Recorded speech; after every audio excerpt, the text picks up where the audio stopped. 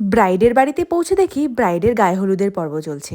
তারপর বেশ কিছুক্ষণ ওয়েট করার পর ব্রাইড এলো আমাদের কাছে। অনেক দেরি হয়ে গেল, সরি সরি, লেট করলো খুব খুব খুব, কি এত নিয়ম দিদি কি বলবো।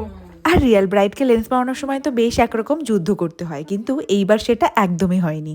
তারপর একে একে শুরু করলাম মেকআপের প্রসেসিং, আর ব্রাইডের মন পছন্দে ব্রাইডকে সাজানো শুরু করি। আর আজকের লোকেশন ছিল যাদবপাটি, আর আজকে আমাদের মিষ্টি ব্রাইড ছিল বেবি বর্মন।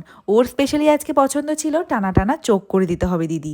আর এত সুন্দর সুন্দর গয়নার কালেকশন যে কি বলবো।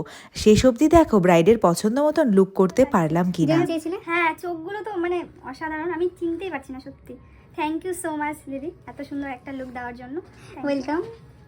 ব্রাইডের কাছে শুনতেই পেলে ব্রাইডের আজকের লুকটা কতটা পছন্দ হয়েছে।